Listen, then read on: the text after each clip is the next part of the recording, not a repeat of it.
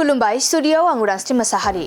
बाक्सानि राबां बर' बाजाराव अन्थाइ खाम्फा बेखेवदों। बाक्सानि राबां बर' बाजाराव 5 कौटि रांनि अन्थाइ खाम्फा बेखेवदों मन्त्रि उरखावगोरा ब्रह्मआ।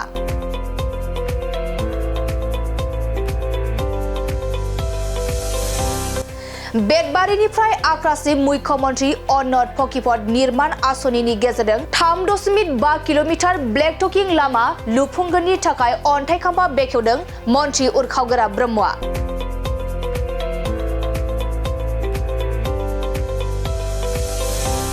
गोबाव समनिफ्रायनो रायजो राजानि हान्थामेला खालामनायाव लामा गाज्रि जेंनाजों मोगा-मोगि जाबोनांनायखौ सुस्रांबोनो खोथा होनायखौ दिनै मावफुंनो लाबाय मन्त्रि उरखावगोरा ब्रह्मआ। नंगौ, थारैनो आथिखालनि बिटिआर सरकारा रायजो राजाफोरनि जेंनाफोरखौ सुस्रांनायाव उन जानानै थायाखै। खोथा होनाय बायदिनो मोनसेनि उनाव मोनसे गासैबो जेंनाफोरखौनो सुस्रांगासिनो दं बिटिआर सरकारा। थिग बेबादिनो दिनैबो बाक्सा जिल्लानि गोबाव समनिफ्रायनो जेंना नुजाबोनायखौ सुस्रांनो अन्थाइ खाम्फा बेखेवदों उरखावगोरा ब्रह्मआ। रायजो राजाफोरा गावसोरनि जेंनाखौ सुस्रांना होनो दाबि खालामबोबाय थानायखौ दिनै सुस्रांना होनो हानानै गोजोननाय मोननायखौ फोरमायदों मन्त्रि उरखावगोरा ब्रह्मआ।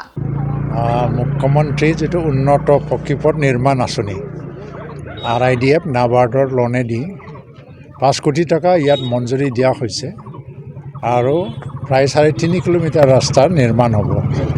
এইটো খুব ভাল কথা, কাৰণ ইয়াত দীৰ্ঘদিনীয়া এটা দাবী আছিল আৰু দাবীটো পূৰণ কৰিবলৈ পাই নিজে মই সুখী হৈছোঁ। কিন্তু মই হালবাৰীৰ পৰা ৰূপহী হৈ পেলাই ইয়ালৈকে আহিছোঁ। তো ইয়াৰ পৰা ৰূপহীলৈ যোৱা ৰাস্তা এতিয়াও ইমান ভাল নহয়, যদিও এইটো অন্য এটা সমষ্টিত পৰে আৰু এই সমষ্টিৰ বিধায়কৰ লগত আলোচনা কৰি পেলাই কৰিব লাগিব। এতিয়া মই চাপাগুৰি সমষ্টিৰ অধীনত মই MLA হিচাপে নিজৰ কোটাত যিখিনি ৰাস্তা পাইছোঁ, প্ৰায় 200 কিলোমিটাৰমান ৰাস্তা পকা ৰাস্তা, ক'তবা আমি নৱীকৰণ কৰিছোঁ, ক'তবা ৱাইডেনিং যিটো বহল কৰা হৈছে, 200 কিলোমিটাৰমান ৰাস্তা নিৰ্মাণ কৰা হ'ল। ইয়াৰ বাহিৰেও বৰমাৰ পৰা নিকাচিলৈকে যিটো আছামমালা ৰাস্তা 22 কিলোমিটাৰ, এইটো অলপ বেলেগ। এইটো বহলীকৰণ আৰু 2 লেন ৰাস্তা হ'ব, এইটো হৈ আছে। তো ৰাস্তা ঘাট নিৰ্মাণৰ ক্ষেত্ৰত যথেষ্ট আমি অগ্ৰগতি পাইছোঁ। এই সমষ্টিত 5 বছৰত এটা সমষ্টিৰ অধীনত যিমান ৰাস্তাৰ প্ৰয়োজন হয় সেইটো পূৰা কৰিব নোৱাৰি, কিন্তু আমি যিমানখিনি কৰিছোঁ প্ৰায় ৰাস্তাৰ সমস্যাবিলাক নোহোৱা হৈ গৈছে। কিন্তু তথাপিও আৰু কেইটামান ৰাস্তা ধৰিব লগা আছে। তো এই বছৰত আমি আৰু কেইবা কিলোমিটাৰমান ৰাস্তা পাম।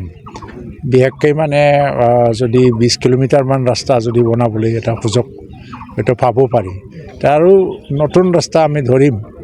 আৰু ইয়াৰ বাহিৰেও ইয়াত উন্নয়নৰ কাম কাজটো আমি যদিও প্ৰচাৰ কৰা নাই, কিন্তু বহুতখিনি আমি কৰিলোঁ। ইয়াত বাক্সা বা চাপাগুৰি হিচাপে আজি ইয়াত জেল ইনগৰেশ্যন হ'ব গৈ আছে, DC অফিচ নতুনকৈ ইনগৰেশ্যন হ'ব গৈ আছে, আৰু জিলা যিটো ক্ৰীড়া প্ৰকল্প এইটো প্ৰায় 50 কোটি টকাৰ আছিল। এতিয়া টেণ্ডাৰ ভেলু হিচাপে তাত অলপমান কমত এইটো নিৰ্মাণ হৈয়ে আছে।